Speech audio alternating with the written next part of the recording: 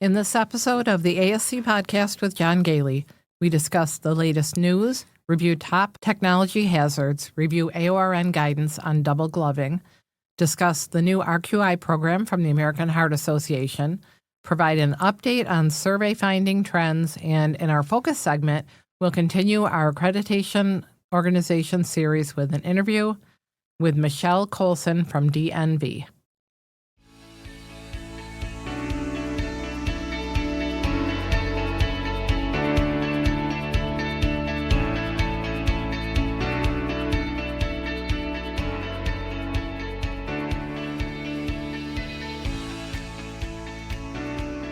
Welcome to the ASC Podcast with John Goehle, the longest-running podcast specifically focused on the freestanding ambulatory surgery industry. We would like to thank our sponsors, Surgical Information Systems, providing cutting-edge information solutions for surgery providers, RFX Solutions, your all-in-one healthcare regulatory compliance software, MedServe, which is the only digital narcotic cabinet specifically designed and priced for surgery centers, helping standardize processes, compliance, eliminate paper logs, and prevent drug diversion, and Ambulatory Healthcare Strategies, the nation's leading regulatory and accreditation compliance resource for ambulatory surgery centers. For more information about our sponsors, please visit our website at ascpodcast.com.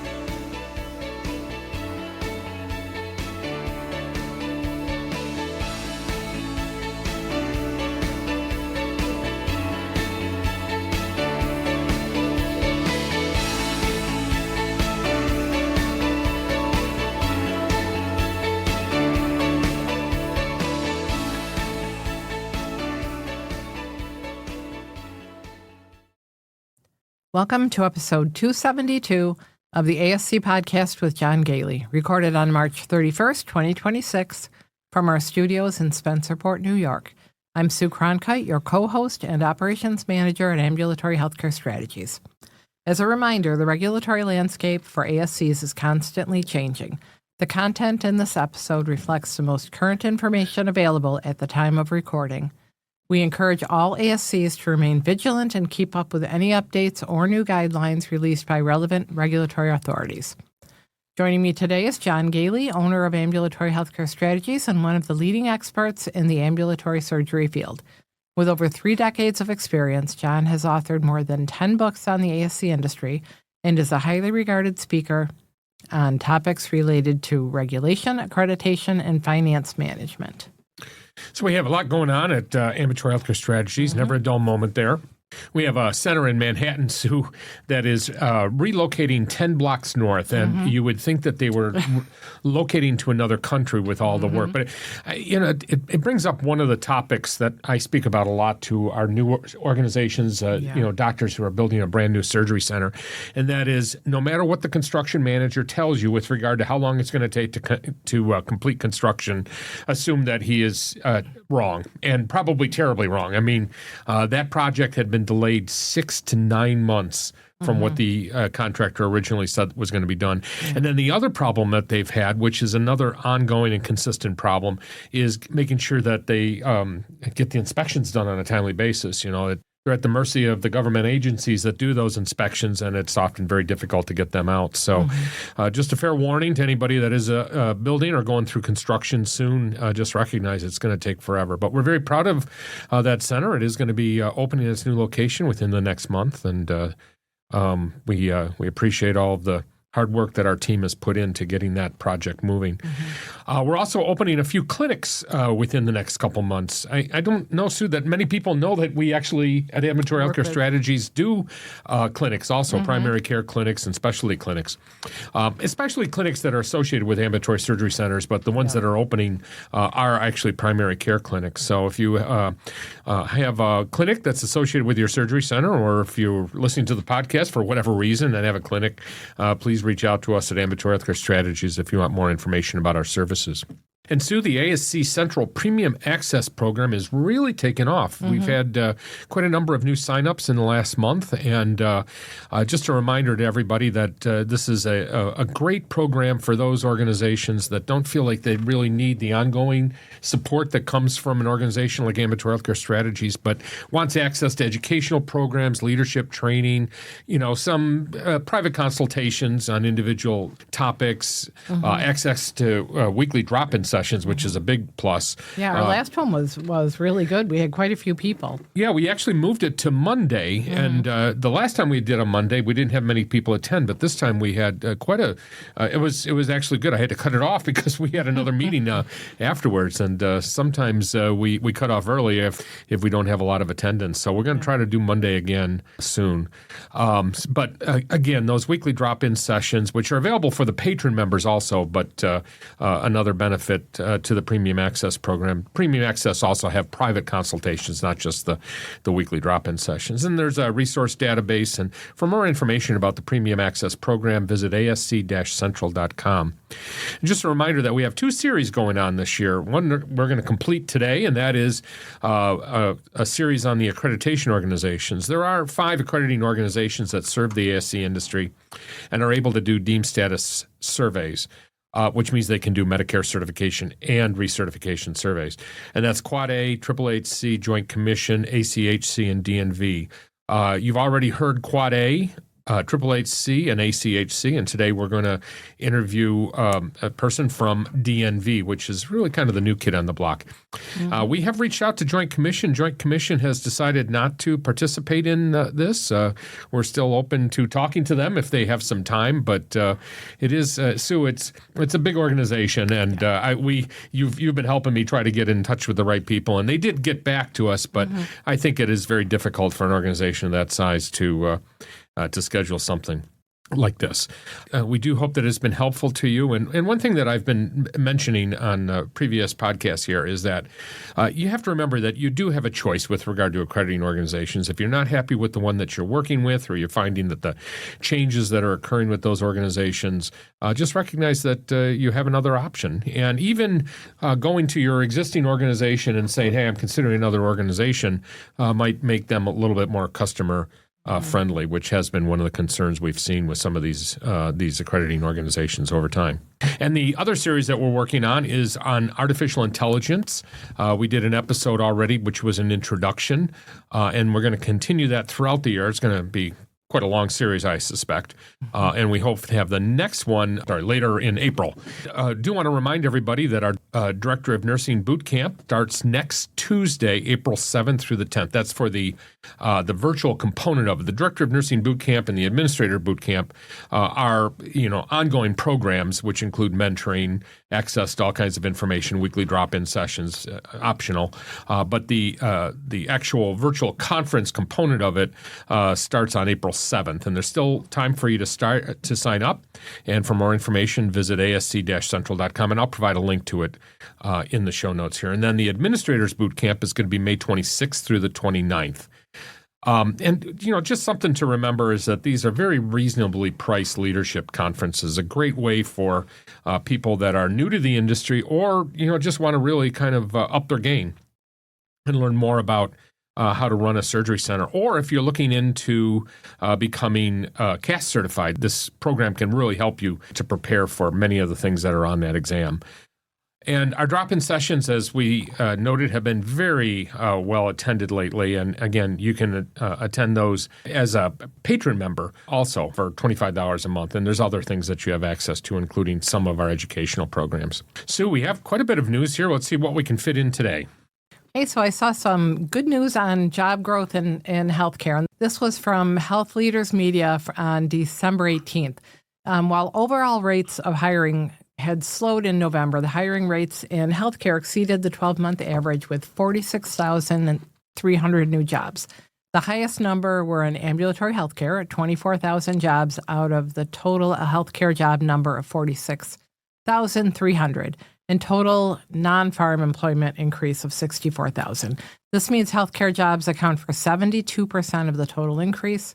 Of course, ambulatory healthcare jobs are not all at ASCs. There's home health services and physician offices, which accounted for 7,700 and 5,500 of those jobs respectively. But it does show a real continued shift in the site of care. So I thought that was great news. And I think it also kind of points out the problem that we have in recruiting right now, too, is there really is in all levels. It used to be just in nursing, but now in techs and even to some degree in the back office positions now as they have more options to, especially if you don't have an advanced degree, for example. So just points to a very robust market, and another reason that you really need to make sure that you're considering what you're offering to your employees when when you're trying to recruit them. Yeah.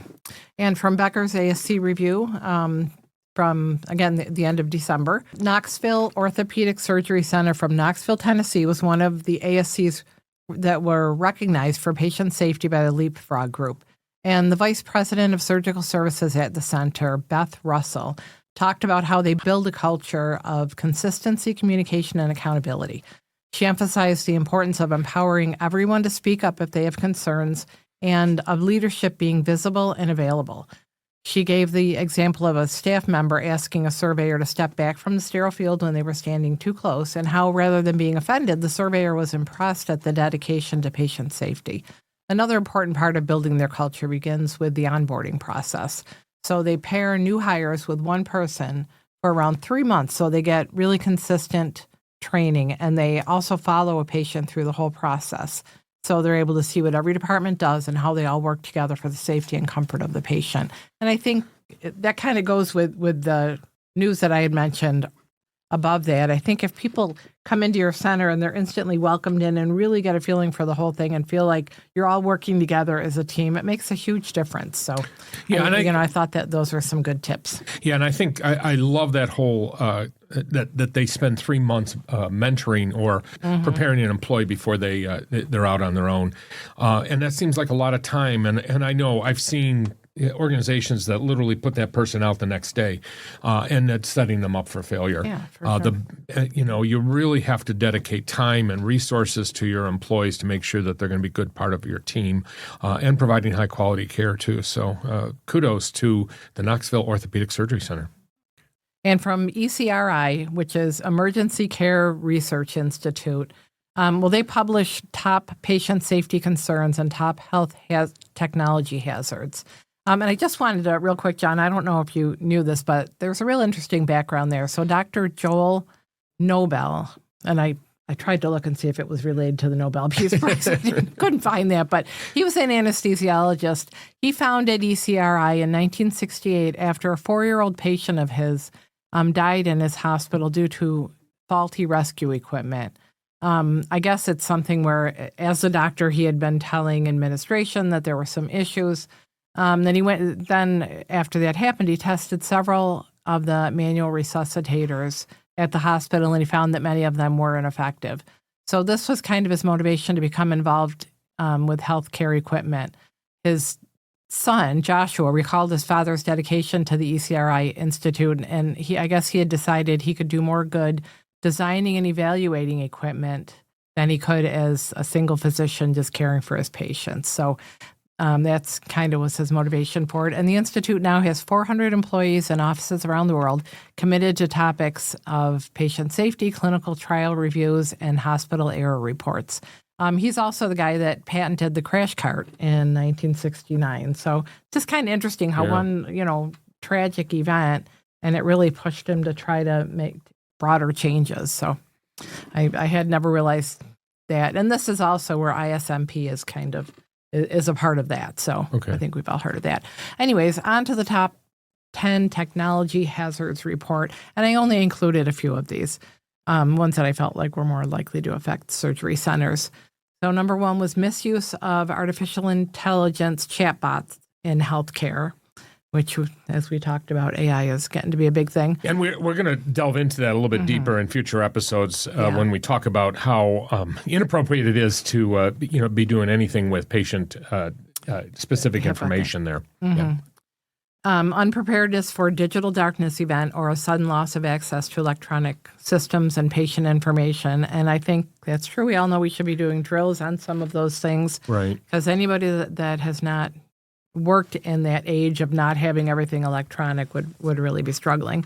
Substandard and falsified medical products, misconnections of syringes or tubing to patient lines, particularly amid slow NFIT and RFIT adoption, underutilizing medication safety technologies in perioperative settings, inadequate device cleaning instructions, cybersecurity risks from legacy medical devices, health technology implementations that prompt unsafe clinical workflows, and poor water quality during instrument sterilization. And just some of their top patient safety concerns, aside from the health technology, are, again, though, AI comes into this, navigating the AI diagnostic dilemma, and reduced access to rural health care increases health risks and disparities.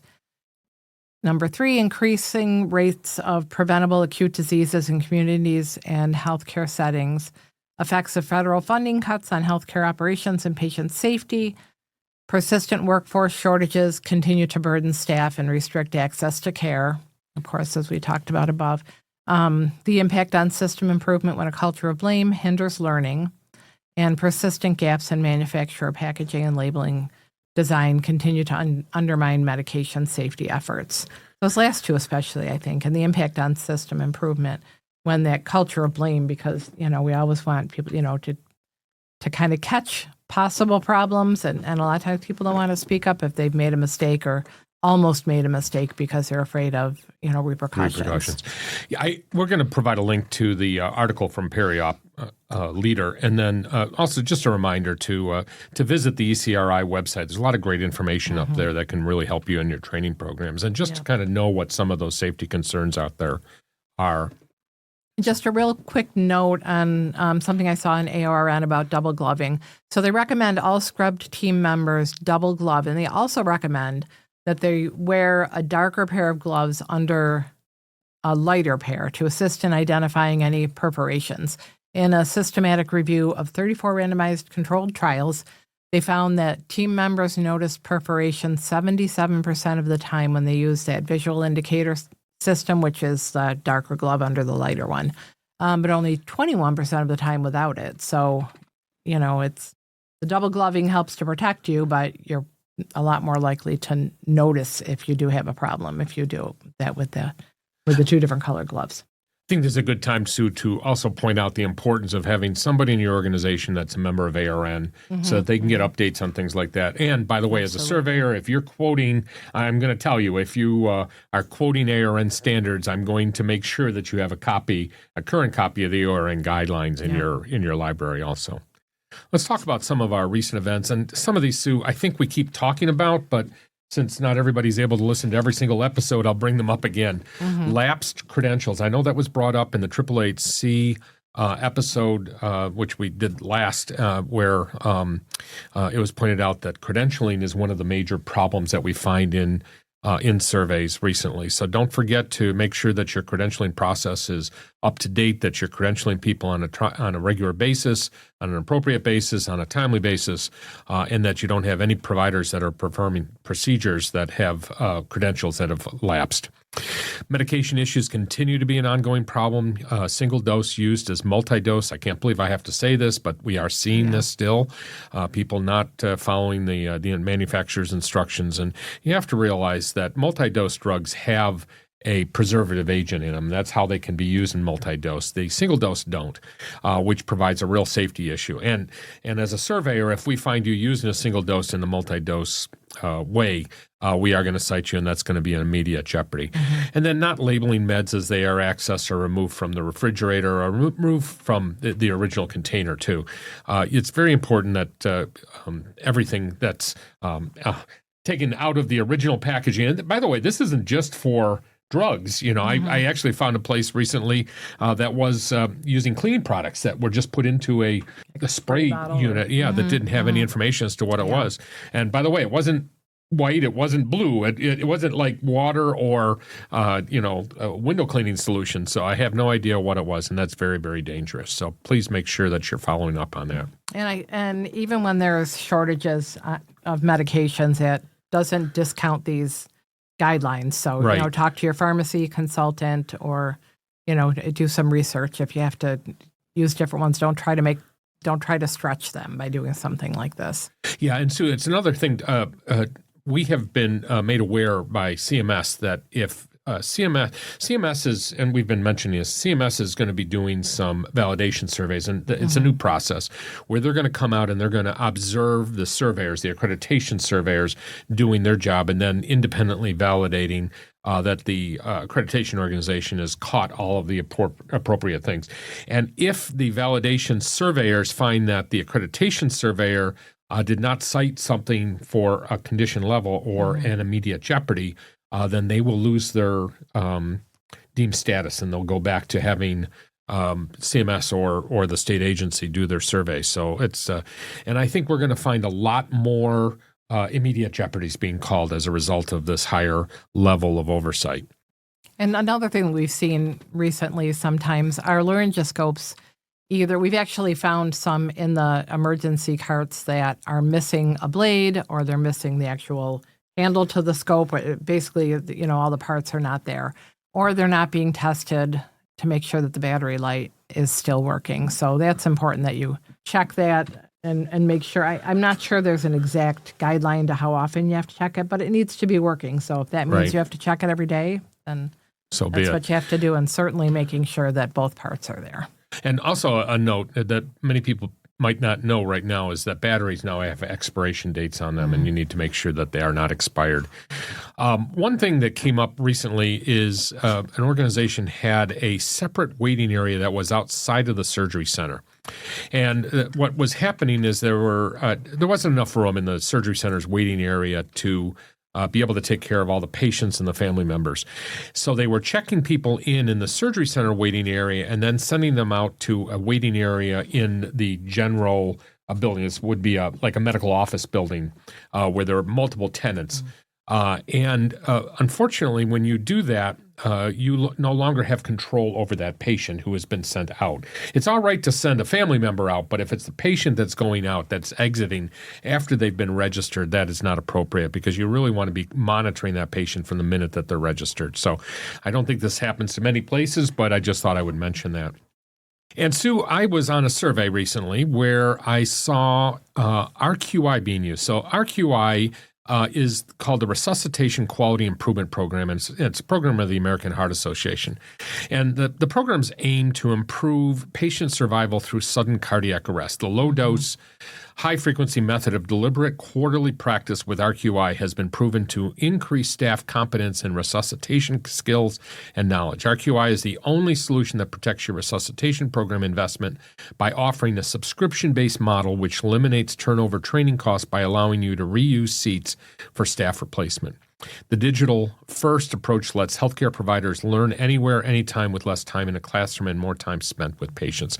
So I encourage you to go to the American Heart Association website to learn more about it, because it's well beyond our ability to talk about it here. But basically what happens here is you're getting your American Heart Association certification, but you're continuing to do those skills-based testing on a quarterly basis instead of every 3 years or 2 to 3 years. And you're using sort of a dummy or something that monitors how, the depth of your compressions and that kind. So you're getting real feedback instead of somebody just watching you going, well, I'll do it. Yeah. It sounds like it really, really helps to increase the effectiveness and how well you're doing. And I don't know the cost of it. I wasn't able to get to that without putting in a lot of information, which I wouldn't have had. But it sounds like a great program. And we'll try to get more information about it. Maybe we can even get somebody from the American Heart Association to talk about it if that's possible. Yeah. But so you have equipment that is permanently in your organization. You on a quarterly basis. I guess you don't necessarily have to have the equipment all the time. You might be able to share it with other organizations. Sure but the important thing is that on a quarterly basis, all of your staff then retrains on it. You don't have a trainer, so you're using AI and a computer in order to monitor your ability to actually execute those skills. Yeah. So you're still doing hands-on, but you're not having a person there. Yeah. But when you think about it, I'm sure you've taken a class before that, if they're just walking through the class and watching everybody doing their compressions, they really can't tell you how well you're doing. They can tell you your speed, but I feel like this really would be something, even though you don't have a person there, you would be getting probably a lot of good, useful information. And your point's well taken. And it's been quite a while since I've gone through BLS training and, use of an AED and things like that. But to your point, I might have had 5 minutes at the most of doing the chest compressions, and that person was not watching me the whole time. As a matter of fact, often it was, you're doing it as part of a team, so you would be working together, which is a good way to learn, but it isn't a good way to make sure that you can sustain that training. So I was very excited about this, and definitely something to look into. I'm sure that not everybody is really terribly excited about it, because it, of course, does take more time, but it does kind of reemphasize the importance of safety on your patients here. So we're continuing our series on the accreditation organizations, and this is our last episode where we talk about the accreditation organizations. And as I mentioned earlier, there are 5 accreditation organizations that serve the ASC industry. We're not able to get the Joint Commission to join us, but all the other organizations have. And our last one is with DNV, which is kind of the new kid on the block, at least in the ambulatory surgery industry. They're certainly not new. They're actually one of the oldest accreditation organizations in the world. They just started out doing shipbuilding, I believe. And we had an opportunity to interview Michelle Coalson with DNV. And Sue, I was very excited. Much more so than I thought going into it, because I think one of the things we always learn or hear is, oh my goodness, they come out every year to do our accreditation survey. And so I asked her some questions about that and what her observations were. And I really enjoyed learning more about DNV. We are going to be doing some DNV centers through ambulatory healthcare strategies, so we'll be able to give you some real life experience as the years go on here. But let's take a short break, and when we come back, we'll have an interview with Michelle Coalson with DNV.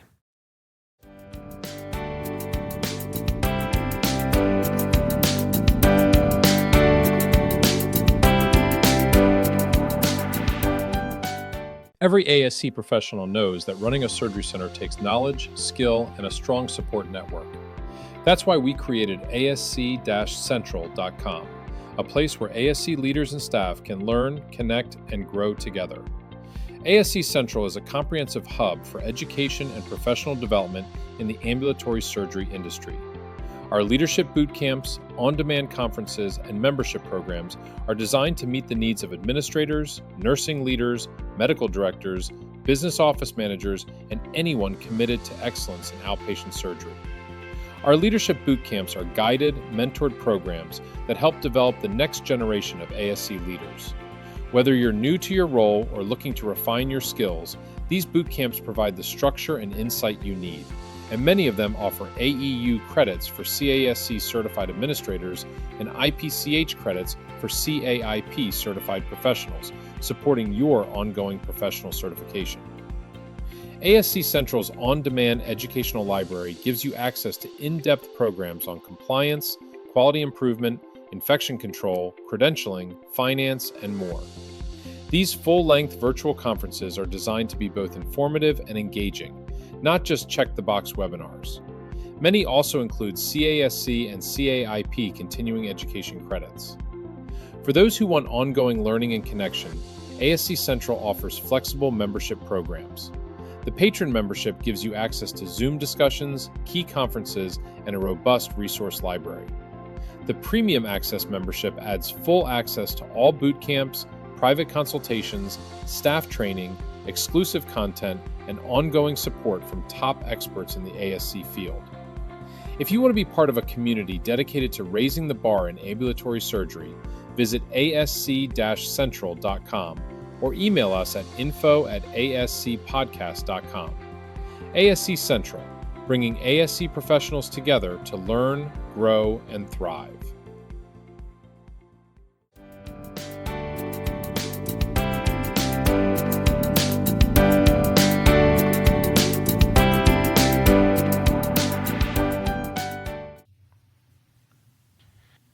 As part of our ongoing discussions with the accreditation organizations, we are here with Michelle Coalson with DNV. Welcome, Michelle. Good morning, John. Thank you so much for having me. So we've been following DNV for a very long time at the podcast. We've been talking about your organization with our listeners, and now we finally have an opportunity to speak to you about what makes DNV different from the other organizations. As we know, there's a lot of competition in the accreditation space today, and DNV is the newest player in the ambulatory surgery space. So why don't we start by talking about the fascinating history of DNV, if you don't mind? Absolutely. DNV is a global assurance and risk management organization with more than 160 years of experience worldwide. And we've been working in the U.S. for over 125 years. And we've been operating in the healthcare space since 2008. In the U.S. alone, we accredit more than 1,100 healthcare organizations, and many of those are outpatient and surgical environments. So when we talk about accreditation, we're coming from a place of real hands-on experience with the pressures that healthcare leaders face every day. After all, much of our leadership was in the field themselves, and our surveyors are dedicated year-round staff members.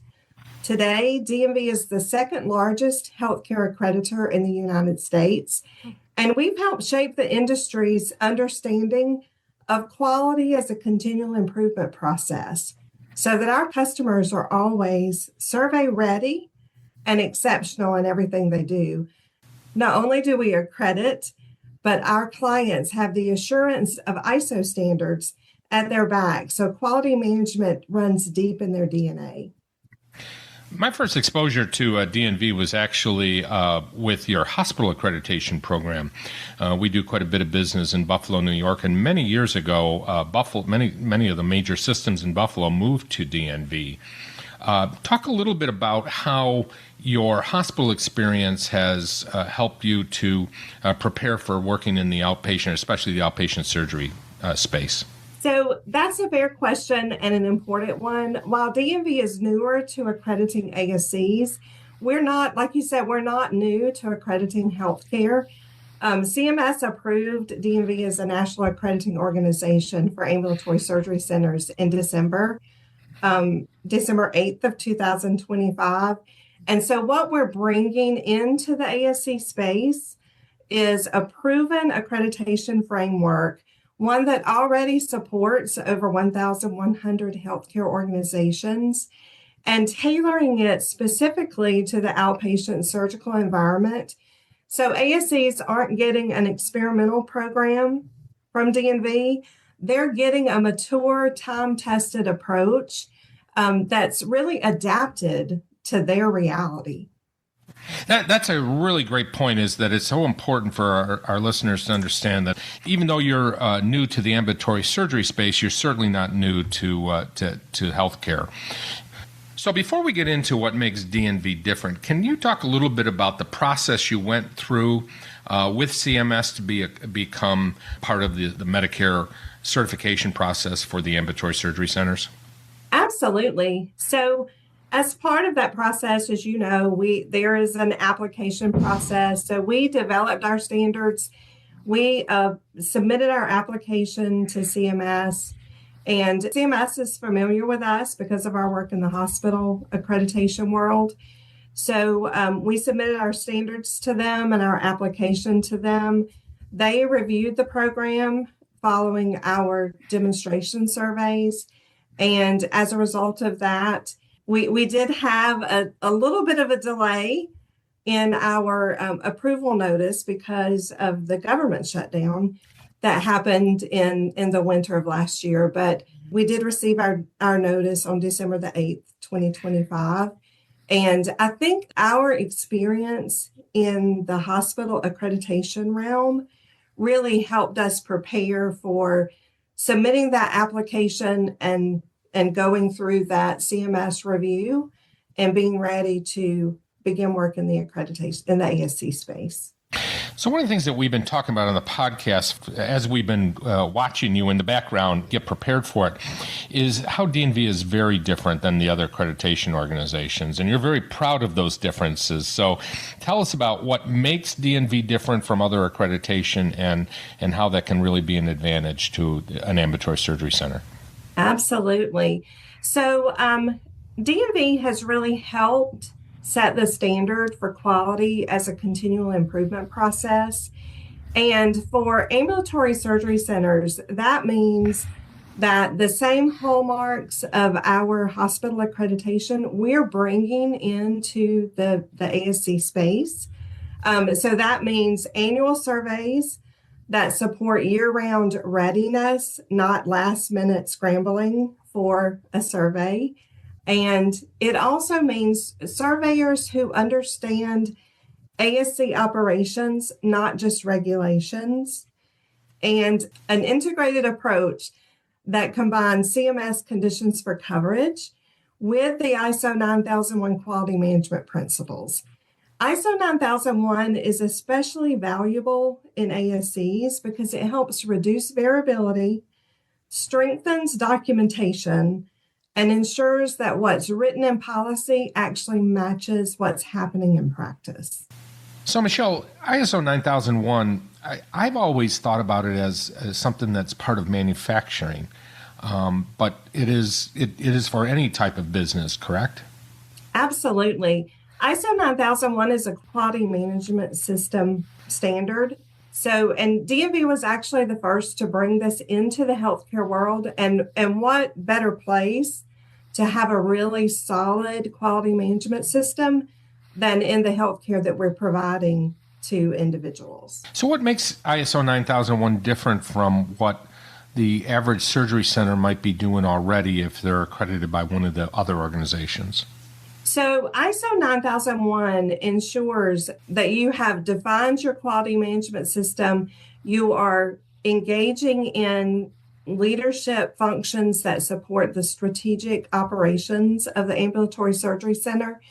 Because of our history in risk assurance, ISO 9001 just really helps to ingrain those risk assessment and risk mitigation efforts into your accreditation process and really into your day-to-day functioning. And a big part of the accreditation process and the ISO 9001 certification is the annual surveys. Now, I got to tell you, when I talk to people about surveys, they're not jumping for joy with the thought of an annual survey. I, on the other hand, as somebody, as a surveyor myself with another organization, can totally understand why it would be a lot smarter for an organization to go with annual surveys. But talk a little bit about how that works and why that would be much more beneficial for the average surgery center.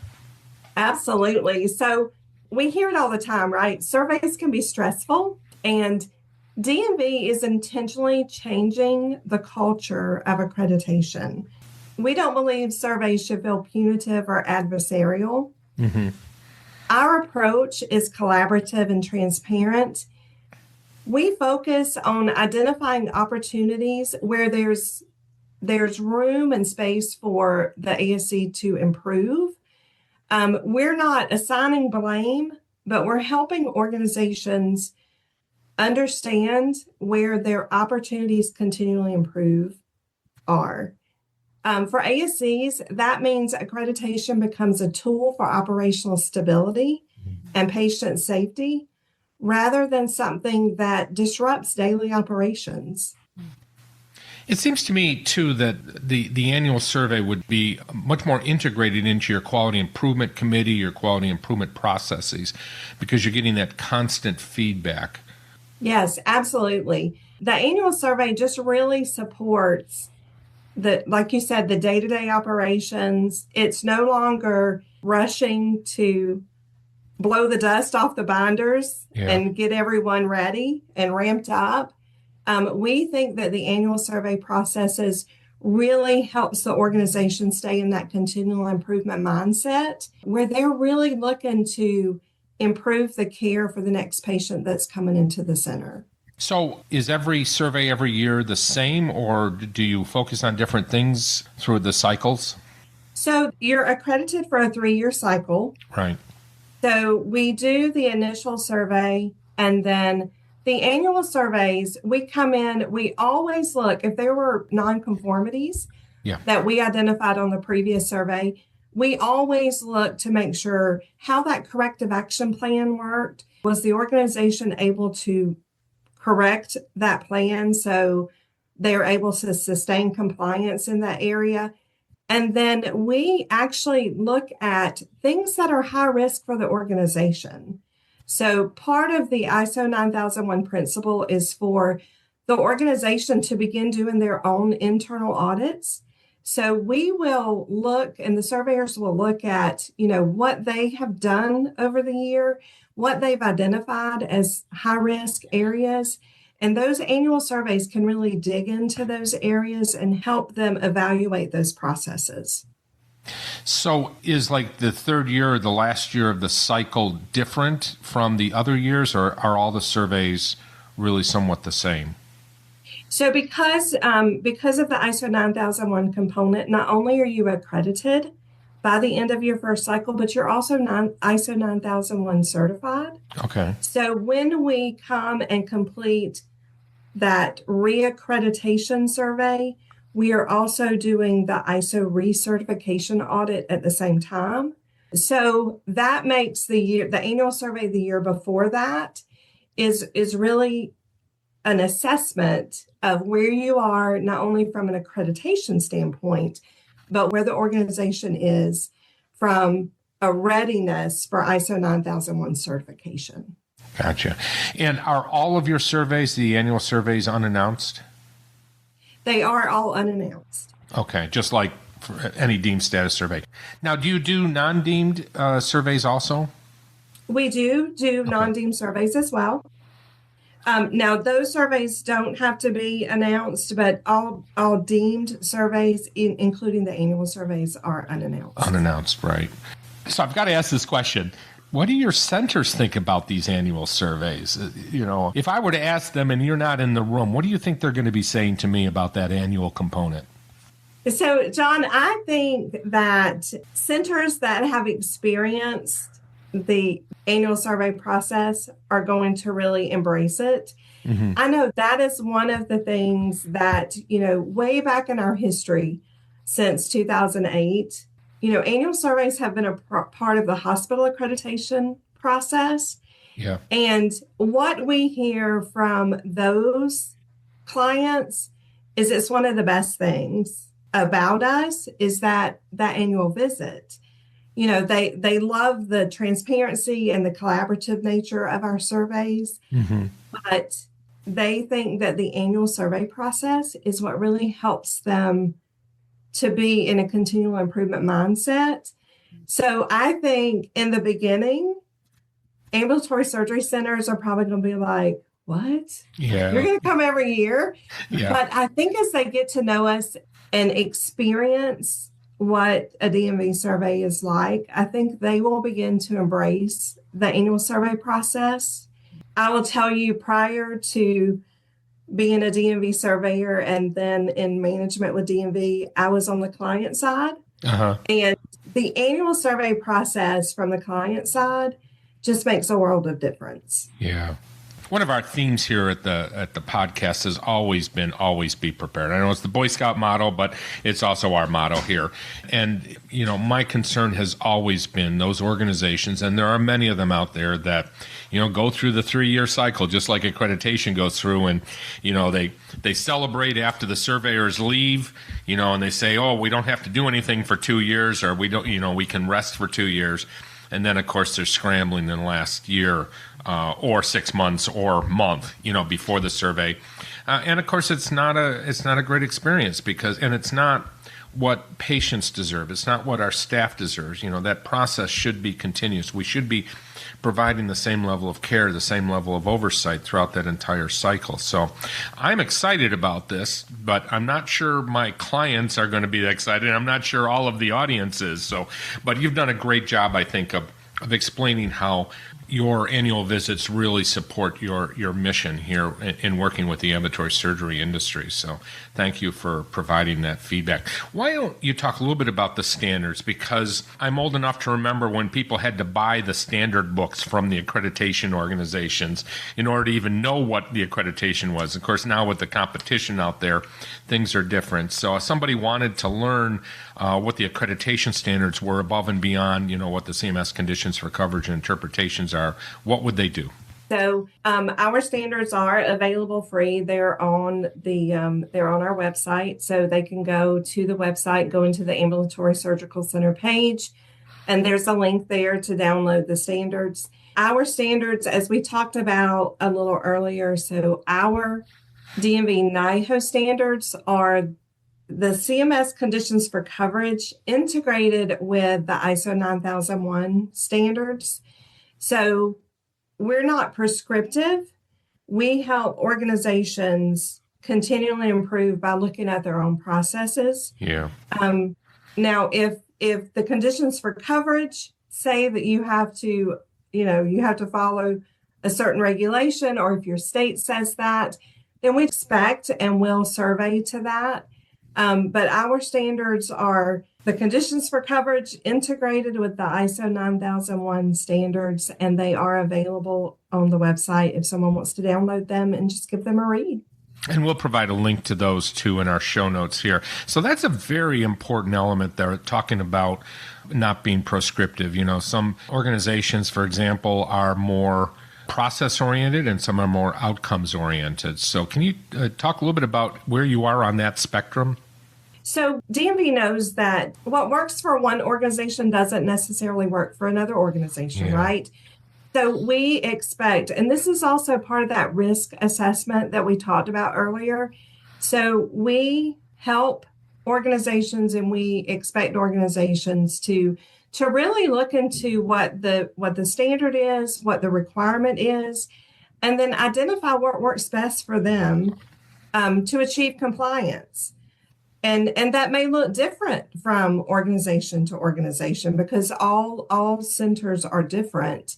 So we just expect for them to basically, and I'll put this in, ISO 9001 terminology, we expect centers to say what they're going to do and then do it and then improve it. Prove it and then improve it. A major theme of this whole series on the accreditation organizations has been that every accreditation organization is different and not every ASC is going to be ideal for each of the accreditation organizations out there. Can you talk a little bit about what you think would be the ideal ASC that would want to get DNV accredited? So, John, I think ASCs are under tremendous pressure.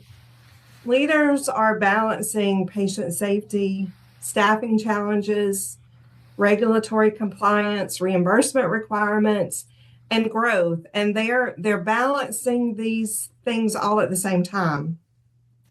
And often that's happening with a very lean administrative team. So what we hear consistently from ASC leaders is they don't want survey prep panic. They want clarity, consistency, and confidence that what they're doing every day aligns with CMS expectations and best practices.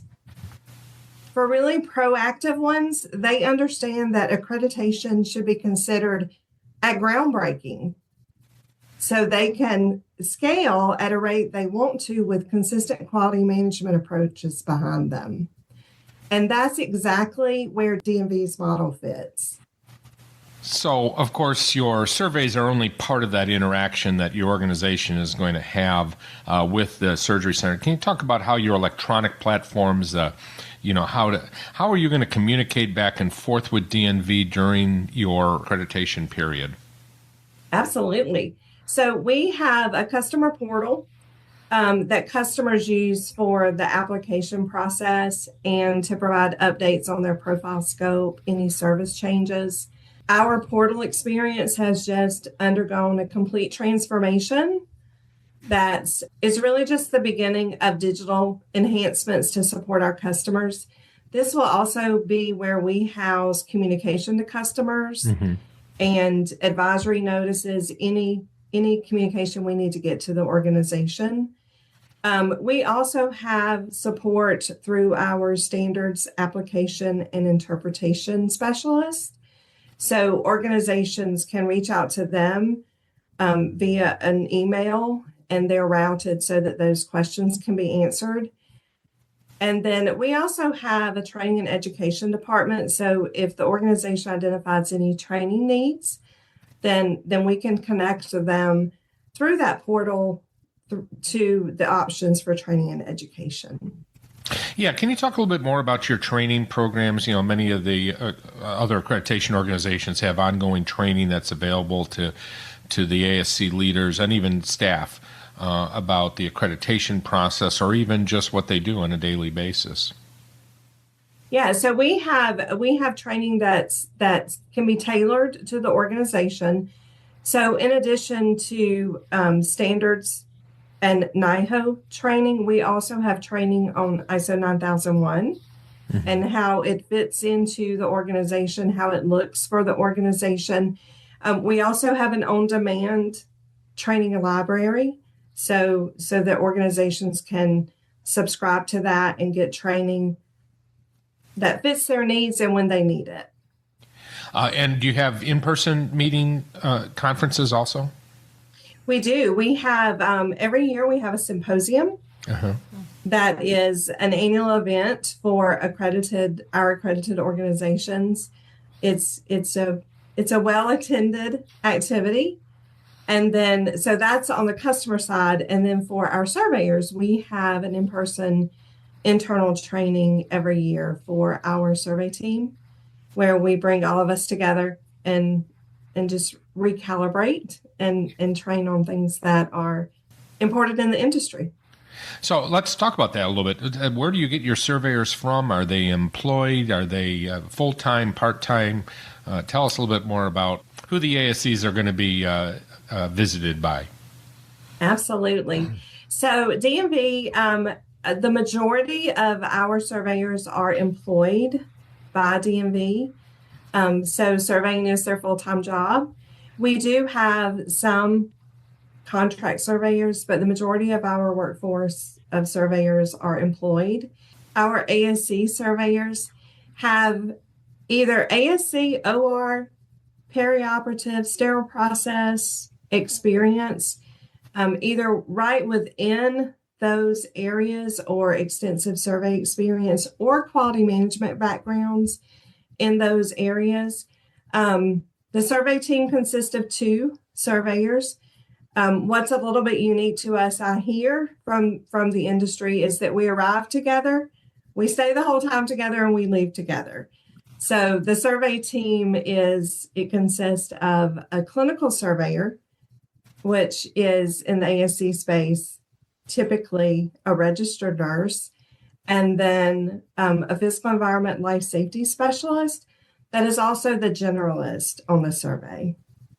So that's an important thing to talk about, too, because life safety surveys have been some of the major problems in many of the ASCs, and you can kind of understand why. You know, we have very complex facilities, and there's a lot to look at. So to have an annual visit from a life safety surveyor probably would be a big change for many of these organizations if they were to move to DNV. Can you talk a little bit about how that's different?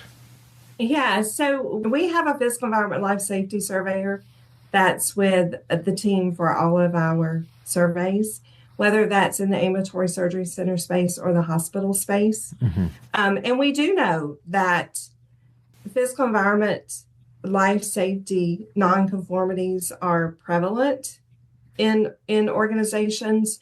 So we think it's important to make sure that a physical environment surveyor is present and with the survey team for the entire time that they're there for deemed surveys.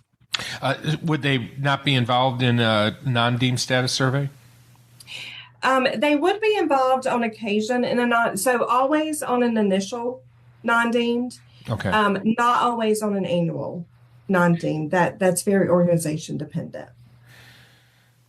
So, Michelle, right now we're going through another growth spurt in ASCs, and I know many of our listeners out there, or some of our listeners anyway, and of course with the ambulatory healthcare strategies, we have a lot of new surgery centers who are looking to become accredited. So this is a great opportunity to talk to our audience about how that initial survey, that we call it early option survey, and Joint Commission and AAHC, that first survey that they would have after they open to get your Medicare certification. Can you talk about how DNV handles that process, how quickly they could get out, and how you would prepare that center who has never had a survey before for their Medicare certification and initial accreditation?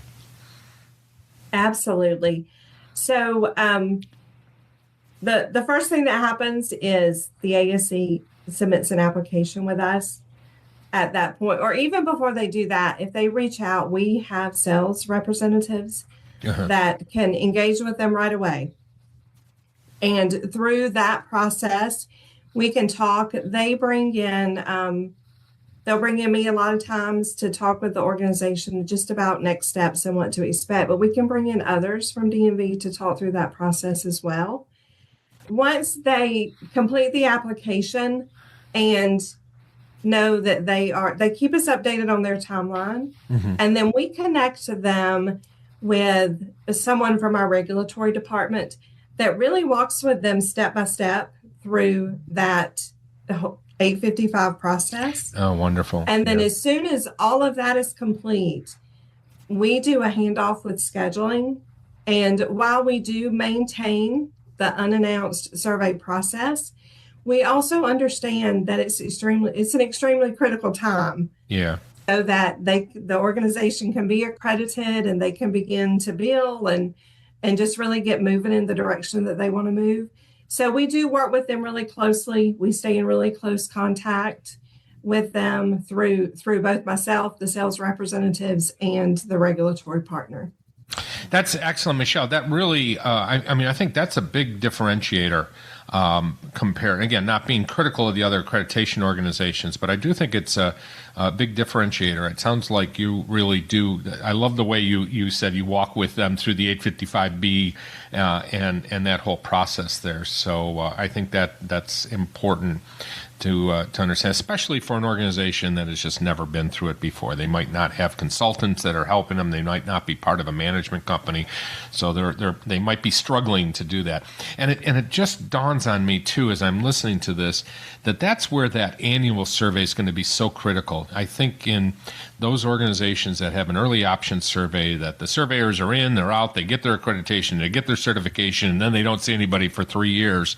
It might be struggling to make sure that they got off on the right foot. Right, absolutely. And we know, and you know this too, John, so an ASC will start, and a lot of times they're starting with one scope and set services, but their goal is to grow. Yeah.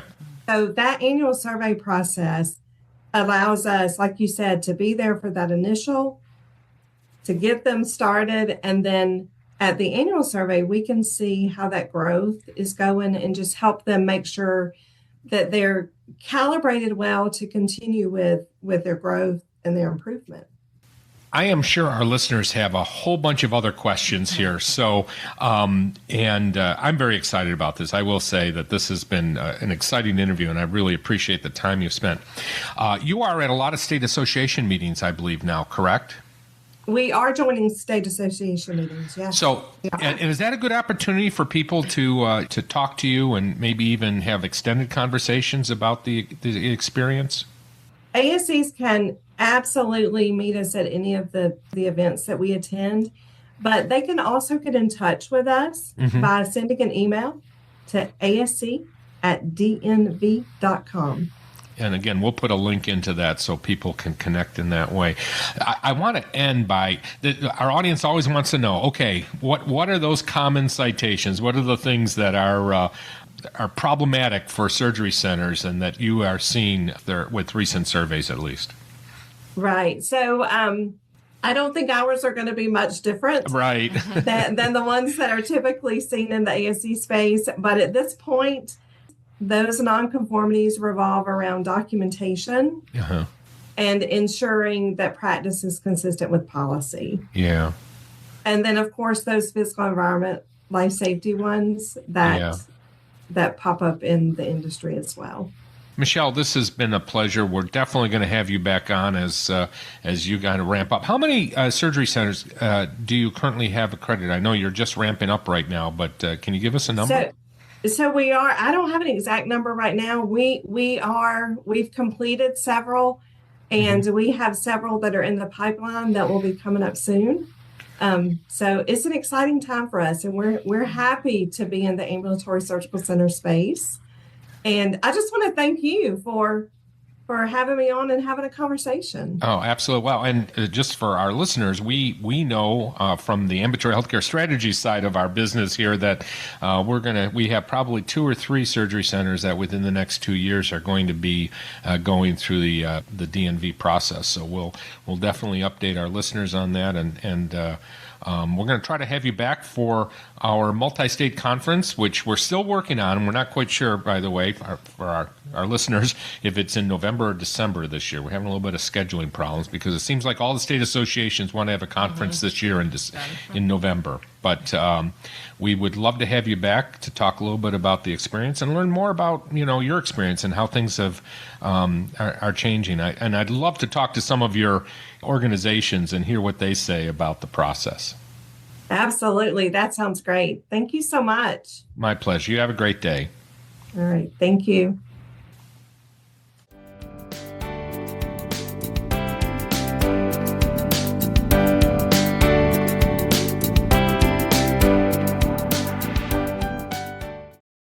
In this segment, we provide an update on upcoming topics for the podcast, our upcoming virtual conferences, and upcoming speaking engagements for John and his staff and other events in the ASC industry.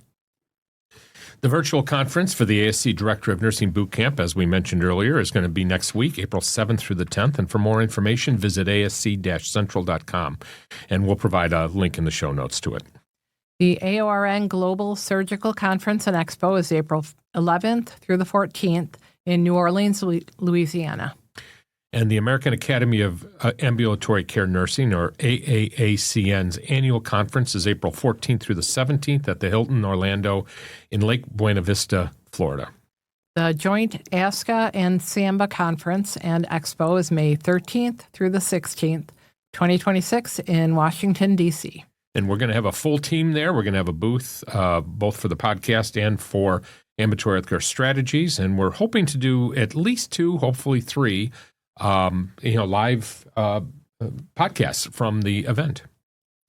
And the virtual conference for the ASC Administrators Bootcamp is May 26th through the 29th. For more information, visit asc-central.com, and we'll provide a link to this in our show notes also. And the Gulf States ASC Conference, which is Alabama, Louisiana, and Mississippi, is June 17th through the 19th at the Ritz-Carlton in New Orleans. And the Arizona ASC Association's conference is June 24th through the 26th at the Sheridan Grand at Wild Horse Pass in Phoenix, Arizona. The Florida Society of Ambulatory Surgical Centers annual conference and trade show is July 22nd through the 24th at the Hyatt Regency Grand Cypress in Orlando, Florida. And the California Association, or CASA's annual conference and exhibits is September 2nd through the 4th in Monterey, California. The Pennsylvania Ambulatory Surgery Association's annual meeting and educational conference is October 4th and 5th at the Eden Resort in Lancaster, Pennsylvania. The Atlantic States ASC Conference, which is North Carolina, South Carolina, and Virginia, their conference is October 8th and 9th at the Embassy Suites in Raleigh-Durham Research Triangle in Cary, North Carolina. The Ohio Association of Ambulatory Surgery Centers annual education conference is November 11th and 12th at the Ohioan Hotel and Event Center in Louis Center, Ohio. And unfortunately, I'm not going to be able to be there this year, but Lori Rodricks is going to be speaking at that conference. And the reason I'm not going to be there is because I'm going to be at the Washington Annual Education Conference and Trade Show, which is at the same time, November 11th through the 13th at the Tulalip Resort and Spa in Tulalip, Washington. And we will have a special episode from there like we have for the last couple of years. Mm-hmm. And the New York State Association of Ambulatory Surgery Centers conference will be November 17th and 18th, with the pre-conference on November 16th at the Desmond in Albany, New York. And don't forget the on-demand versions of the ASC Director of Nursing, ASC Administrators, and our Business Office Managers Bootcamps are available on our sister website at asc-central.com. But don't forget, we do have the live versions of the Director of Nursing and Administrators Bootcamps coming up in the next couple months. And just a reminder for everyone to become a patron member of the podcast. Patron members have a lot of different benefits. It's $25 a month, and it includes access to our weekly drop-in sessions, our access to the comprehensive membership platform, which includes a lot of information, including policies, example policies, drills, and access to a number of free conferences that we've done over the last couple of years, including access to our virtual conferences such as the Credentialing Conference and Conditions for Coverage Conference. Your support of our patron program helps us to maintain and grow the podcast, covering essential costs like research, travel, equipment, and production. And to learn more about the program and to become a member, visit asc-central.com. And Sue, I think we have over 500 members right now of the patron program. So great. You're part of a great crowd. Thank you for tuning in to this episode of the ASC Podcast with John Goehle. We hope you found the discussion insightful. If you did, please share it with your colleagues in the ASC community and be sure to subscribe so you never miss an episode. We appreciate your feedback and any suggestions for future topics. Please reach out anytime at comments@ascpodcast.com. A special thank you goes out to our incredible team, sound editor Susan Cronkite, executive producer John Goehle, and our committed research team of Sue Cronkite, Jenna Alvarez, Judy D'Ambrosio, Michael D'Ambrosio, Zach Kelritis, Jim Masters, Stuart Rosenberg, Amy Cronkite, Lori Rodricks, Kathy Foti, Donna Macchio, and Christina Norman. Your hard work makes this podcast possible. Our theme music is by Media Sushi and Mike Noah. The ASC Podcast with John Goehle is hosted on Podbean and can be found on all major podcast platforms. Thanks for listening, and we'll see you in the next episode.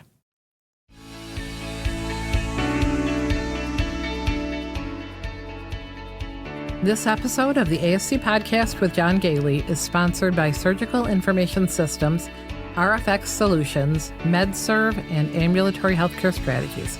Surgical Information Systems provides cutting-edge information solutions for surgery providers. RFX Solutions is your all-in-one healthcare regulatory compliance software. MedServ, which offers the only digital narcotics cabinet specifically designed and priced for surgery centers, helping develop standardized processes and compliance, eliminate paper logs, and prevent drug diversion. And Ambulatory Healthcare Strategies is the nation's leading regulatory and accreditation compliance resource for ambulatory surgery centers. For more information about our sponsors, visit our website at ascpodcast.com. This podcast is an educational and operational tool and is not intended to be a comprehensive resource for all rules, regulations, and standards that an ambulatory surgery center must meet. The advice provided should not be considered as, nor does it constitute legal advice or opinion. When reviewing specific situations involving legal and regulatory issues, attorneys and other professionals should be consulted. This has been a production of Eden Group Development. All rights are reserved. If you're interested in advertising or sponsoring the ASC Podcast with John Goehle, please email us at info@ascpodcast.com. We would love to hear your questions and comments. Please email us at comments@ascpodcast.com.